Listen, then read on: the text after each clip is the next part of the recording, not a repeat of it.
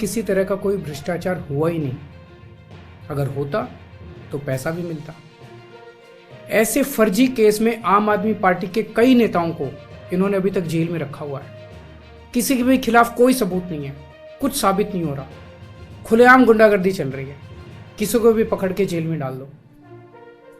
अब बीजेपी मुझे गिरफ्तार करना चाहती है।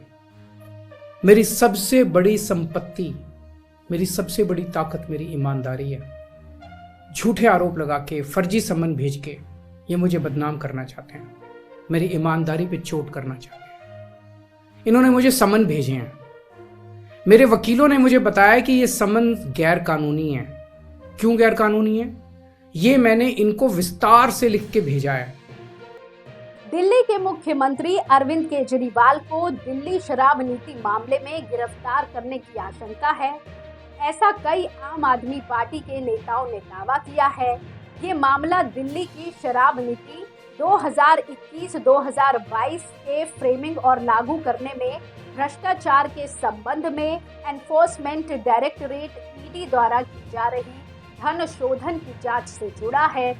ये जानना चाहते हैं कि क्या ईडी के पास एक बैठे हुए मुख्यमंत्री को गिरफ्तार करने की शक्ति है, तो उत्तर है हाँ। केंद्रीय एजेंसी को धन शोधन रोकथाम अधिनियम की धारा 19 के तहत दिल्ली के मुख्यमंत्री को गिरफ्तार करने का अधिकार है। ऐसे में सवाल उठता है कि धन शोधन रोकथाम अधिनियम की धारा 19 क्या है। आज की इस खास पेशकश में हम इसी अधिनियम की धारा 19 की बात करेंगे। तो चलिए शुरू करते हैं। धन शोधन रोकथाम अधिनियम की धारा 19 के तहत किसी भी अधिकृत ईडी अधिकारी को अपने पास मौजूद सामग्री के आधार पर किसी व्यक्ति को गिरफ्तार करने का अधिकार है जो उस व्यक्ति के एक अवैध कार्य में शामिल होने का संकेत देता है। धन शोधन रोकथाम अधिनियम 2002 की धारा 19(1) के अनुसार यदि निदेशक, उप निदेशक, सहायक निदेशक या केंद्र सरकार द्वारा सामान्य या विशेष आदेश के तहत इस उद्देश्य के लिए अधिकृत कोई अन्य अधिकारी अपने पास मौजूद सामग्री के आधार पर विश्वास करता है, ऐसे विश्वास का कारण लिखित रूप में दर्ज किया जाना चाहिए, जो कि कोई व्यक्ति इस अधिनियम के तहत दंडनीय अपराध में दोषी है, तो वो ऐसे व्यक्ति को गिरफ्तार कर सकता है और जल्द से जल्द उसे ऐसी गिरफ्तारी के आधार की सूचना देनी चाहिए। आपको बता दें कि धन शोधन रोकथाम अधिनियम की धारा 19 के तहत दूसरा प्रावधान कहता है कि निदेशक, उप निदेशक, सहायक निदेशक या कोई अन्य अधिकारी गिरफ्तारी के तुरंत बाद अपने पास मौजूद सामग्री के साथ आदेश की एक प्रति को एक मुहरबंद लिफाफे में निर्धारित प्राधिकरण को भेजेगा। इसी तरह धन शोधन रोकथाम अधिनियम की धारा 19 का तीसरा प्रावधान कहता है कि हर गिरफ्तार व्यक्ति को 24 घंटे के भीतर एक विशेष न्यायालय या न्यायिक मजिस्ट्रेट या महानगर मजिस्ट्रेट के सामने लाया जाएगा।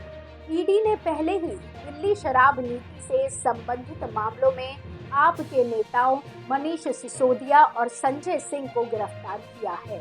गौरतलब है कि दिल्ली शराब नीति मामले में ईडी द्वारा केजरीवाल को गिरफ्तार करने की आशंका का कारण है कि उन पर आरोप है कि उन्होंने शराब विक्रेता लाइसेंस धारकों के अनुकूल नीति बनाने के बदले रिश्वत लेने का कार्य किया है।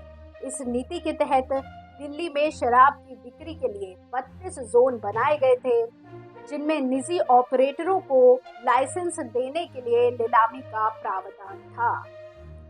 इससे पहले दिल्ली सरकार खुद शराब की बिक्री का व्यवसाय करती थी। ईडी का कहना है कि इस नीति के तहत शराब की बिक्री के लिए लाइसेंस देने की प्रक्रिया में भारी भ्रष्टाचार हुआ है, जिससे दिल्ली सरकार को लगभग 900 करोड़ रुपए का नुकसान हुआ है।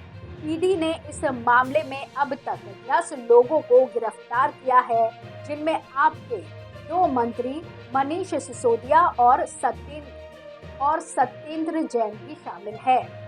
आपका आरोप है कि ईडी का ये कदम भाजपा की साजिश का हिस्सा है, जिसका उद्देश्य उनके राजनीतिक प्रभाव को कम करना है। आपके नेता कहते हैं कि ईडी ने उनके खिलाफ कोई सबूत नहीं पेश किया है, बल्कि गवाहों को प्रताड़ित करके उनको झूठी गवाही देने के लिए मजबूर किया है। वे कहते हैं कि भाजपा द्वारा ईडी का इस्तेमाल करके उन पर बदनामी का दाग लगाने का प्रयास किया जा रहा है। वैसे इस मामले का परिणाम अभी तय नहीं हुआ है, क्योंकि ये अभी अदालत में लंबित है।